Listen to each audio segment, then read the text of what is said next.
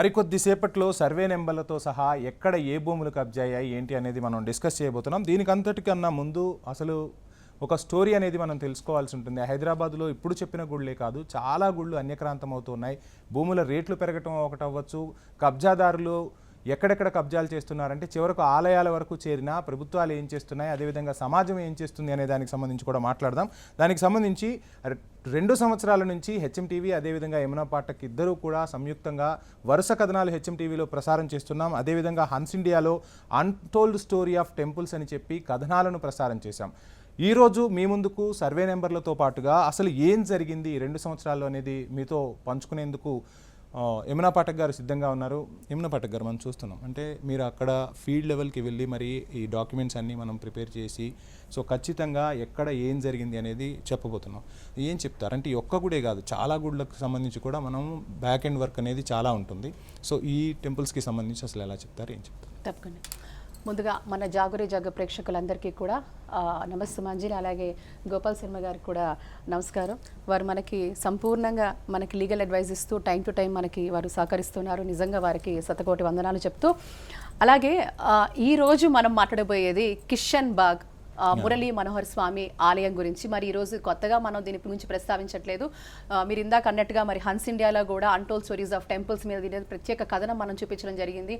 అలాగే వరుస కథనాలతో పాటు మన జాగోరేలో కూడా దీని మీద మనం ఎన్నో లైవ్ డిస్కషన్స్, డిబేట్స్ కూడా చేయడం జరిగింది. మీరు చూస్తే మొట్టమొదటిగా 1964 సంవత్సరంలో కిషన్ బాగ్లో ఉన్న మురళీ మనోహర స్వామి వారి ఆలయాన్ని తీసుకుంటే రాజ్ కుమార్ భరత్ లాల్ వీరు టెంపుల్ ఫౌండర్ ఫ్యామిలీ మెంబర్ అండి. వీరు సన్ ఆఫ్ రాజా త్రియంబక్ లాల్ గారు. సో వీరు యాక్చువల్గా రాజా త్రియంబక్ లాల్ గారు ఎవరైతే ఉన్నారో వారు ఈ యొక్క స్థలానికి సంబంధించి వారు పట్టేదారు. అలాగే ఆ సమయంలో 64లో అంటే సుమారుగా ఆల్మోస్ట్ దశాబ్దాల కిందట ఈ మొత్తం ఈ ల్యాండ్స్ ఏవైతే మురళీ మనోహర్ స్వామి వారికి సంబంధించిన ల్యాండ్స్ ఏవైతే ఉన్నాయో ఈ టెంపుల్ ల్యాండ్స్ అన్నీ కూడా గెజెట్ పబ్లికేషన్ ద్వారా చేస్తూ ఎండోమెంట్స్లో రిజిస్ట్రేషన్ చేశారు. వీరు చేసిన తర్వాత అప్పుడు 50 ఏళ్ల కిందట దీని మీద మ్యూటేషన్ ఏమీ జరగలేదు. కేవలం టెంపుల్ పేరు మీద జరగాల్సిన మ్యూటేషను ఏదైతే అప్పచెప్పిన తర్వాత డిపార్ట్మెంట్కి ఎటువంటి మ్యూటేషన్ జరగలేదు. దాని తర్వాత మీరు చూస్తే కేవలం మన మురళీ మనోహర్ స్వామి ఆలయాన్ని తీసుకుంటే 4 గ్రామాలలో వీరి యొక్క ఆస్తులు ఉండడం జరుగుతుంది. ఎక్కడెక్కడ అని మనం చూద్దాం. కిషన్ బాగ్లో ఉన్నాయి, అత్తాపూర్లో ఉన్నాయి, ఉప్పరపల్లిలో ఉన్నాయి, కిషన్ గుడ అంటే ఇది శంషాబాద్ మండల్ కిందకి వస్తుంది. ఈ 4 గ్రామాలకు సంబంధించి దాదాపు 74 ఎకరాలు ఈ ఆలయానికి సంబంధించింది. దీనికి సంబంధించి ఈవెన్ 2009లోనే ఒక ఆర్టీఐ వేయడం జరిగింది. ఈ ఆర్టీఐ మీరు చూస్తే క్లియర్గా మీరు చూస్తే మన యూట్యూబ్లో కూడా మనం పెడతాము. సర్వే నంబర్స్ అండి. ఈరోజు కేవలం అత్తాపూర్ రాజేంద్ర నగర్ మండల్ అత్తాపూర్ గ్రామం తీసుకుంటే మీకు సర్వే నంబర్ 78, 79, 80, 81, 99, 100, 103, 106, 107, 108, 109, 110, 146, 147, 148, 149, 150, 151/1 అలాగే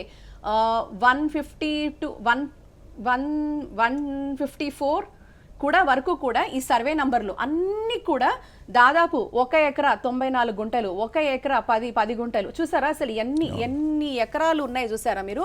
అది కేవలం మీరు అత్తానగర్ సర్వే నంబర్స్ నేను ఇప్పుడు చెప్పింది. అలాగే మీరు చూసుకుంటే బహదూర్పురా తీసుకుంటే సర్వే నంబర్లు 24, 25, 26, 27, 29, 30 సర్వే నంబర్లో ఈ యొక్క గుడి ఆస్తులు ఉండడం జరిగింది మనకి. అలాగే కిషన్ కూడా రంగారెడ్డి జిల్లా తీసుకుంటే మీకు సర్వే నంబర్లు 210, 221, 228, 229లో మనకి కిషన్ గుడాలో శంషాబాద్ మండల్లో ఈ యొక్క ఆలయానికి సంబంధించిన ఆస్తులు.